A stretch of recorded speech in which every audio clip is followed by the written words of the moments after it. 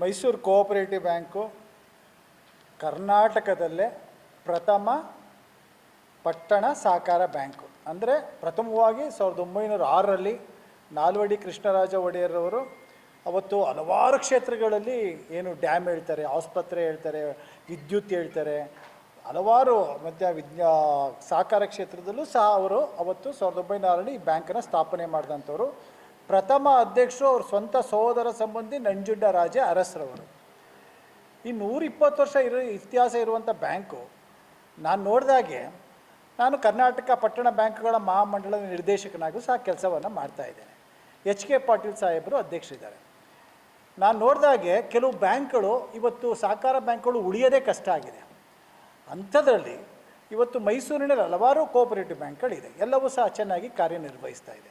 ಈ Mysuru cooperative bank ಸಹ ಇತಿಹಾಸವನ್ನು ತೆಗೆದುಕೊಂಡು ಬಂದರೆ ನಾವು ಡಿವಿಡೆಂಡ್ ಕೊಟ್ಕೊಂಡು ಬರ್ತಾಯಿದ್ದೀವಿ.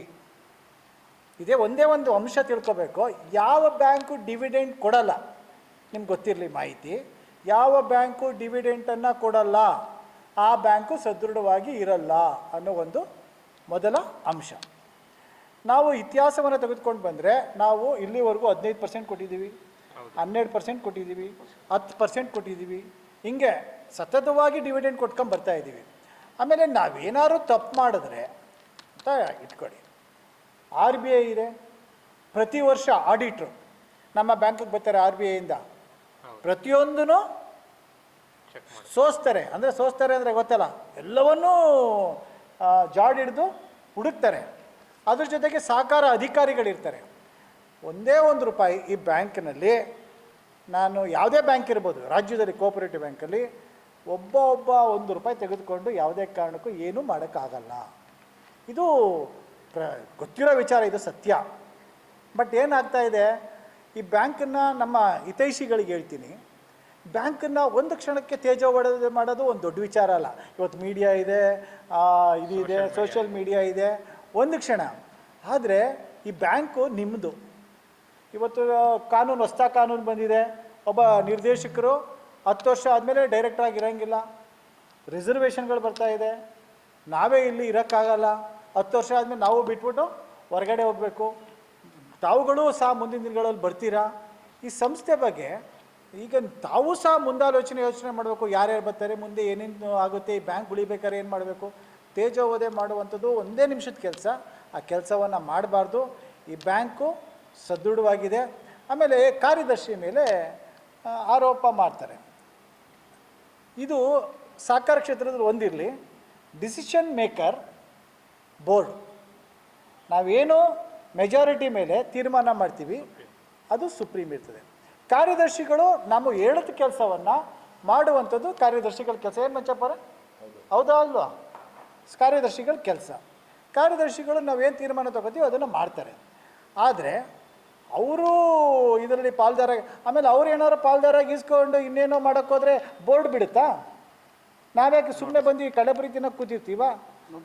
ನಾವು ಬಿಡಲ್ಲ. ಅವ್ರು ಹಂಗೆ ಮಾಡೋಕ್ಕೆ ಸಾಧ್ಯನೇ ಇರಲ್ಲ. ಸುಮ್ಮನೆ ಯಾರೋ ಒಬ್ಬರ ಮೇಲೆ ನಾವು ಪಾಪ ಕಾರ್ಯದರ್ಶಿಯವ್ರ ಮೇಲೆ ಇನ್ನೊಬ್ಬರ ಮೇಲೆ ಹಿಂಗೆ ಮಾಡ್ತಾ ಇದ್ದಾರೆ ಅನ್ನೋದು ಸೂಕ್ತ ಅಲ್ಲ. ಈ ಹಿಂದೆನೂ ಸಹ ಹಲವಾರು ಬಾರಿ ಈ ಬ್ಯಾಂಕಿನ ಇತಿಹಾಸ ತೆಗೆದುಕೊಂಡು ಹೋದರೆ, ಹಿಂದೆ ಒಂದು ಪತ್ತೇದಾರಿ ವಿಚಾರ ಬಂದು ಈ ಬ್ಯಾಂಕಿನಲ್ಲಿ ಯಾರೋ ಒಬ್ಬರು ದುಡ್ಡನ್ನು ತೆಗೆದುಕೊಂಡು ಹೋಗಿದಂಥ ಸಂದರ್ಭದಲ್ಲೂ ಸಹ ಹಿಡಿದು ಎಷ್ಟೋ ಇತಿಹಾಸ ಇದೆ. ನಾನು ನೋಡಿಲ್ಲ, ನಾನು ಕೇಳಿದ್ದೀನಿ.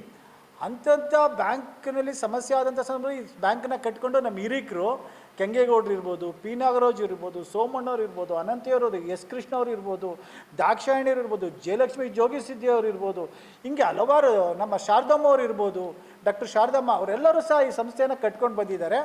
ಈ ಸಂಸ್ಥೆ ಭಾಳ ಗಟ್ಟಿಯಾಗಿದೆ, ಅದರಲ್ಲಿ ಯಾವುದೇ ಅನುಮಾನ ಇಲ್ಲ. ಈ ಬ್ಯಾಂಕಿನಲ್ಲಿ ನಾವು 100ಕ್ಕೂ ಹೆಚ್ಚು ಕೋಟಿಯನ್ನು FD, ನಮ್ಮಲ್ಲಿ ಇದ್ದಂಥದ್ದು ಕೇವಲ 80 ಕೋಟಿ FD ಇತ್ತು. ಜನ ಇವತ್ತು 100 ಕೋಟಿ ಮೇಲೆ FD ಇಟ್ಟಿದ್ದಾರೆ. ನಾವು 100 ಕೋಟಿ ಒಳಗಡೆ ಇದ್ವಿ, ಇವತ್ತು ಎಷ್ಟು ಕೋಟಿ ಇದ್ದೀವಿ? 180 ಕೋಟಿ ಇದ್ದೀವಿ. ನಮಗೆ 80 ಕೋಟಿದು 100 ಕೋಟಿ ದುಡ್ಡು ಬಂತು ಅಂತ ಅಂದರೆ ನಮ್ಮ ಮೇಲೆ ಇರತಕ್ಕಂಥ ವಿಶ್ವಾಸ. ಇಲ್ಲಾಂದರೆ ಎಲ್ಲಿಡ್ತಾರೆ? ಆ 80 ಕೋಟಿನೂ ತಗೊಂಡು ನಡೀರಪ್ಪ ಹೋಗ, ಇವ್ರು ಯಾಕೋ ಅನ್ನೋ ಮಟ್ಟ. 80 ಕೋಟಿ ಇದ್ದದ್ದು ಇವತ್ತು 180 ಕೋಟಿ ಆಗಿದೆ ಅಂದರೆ ನಮ್ಮ ಮೇಲೆ ಇರತಕ್ಕಂಥ ವಿಶ್ವಾಸ. ಹಾಗಾಗಿ ನಮ್ಮ ಬ್ಯಾಂಕು ಯಾವುದೇ ಥರದಲ್ಲೂ ಇದಿಲ್ಲ. ಕೆಲವು ಸಂದರ್ಭಗಳಲ್ಲಿ ತಿಳಿದೇನೋ ಈ ಥರ ಮಾಹಿತಿಗಳನ್ನು ಕೊಟ್ಟಿರ್ತಾರೆ.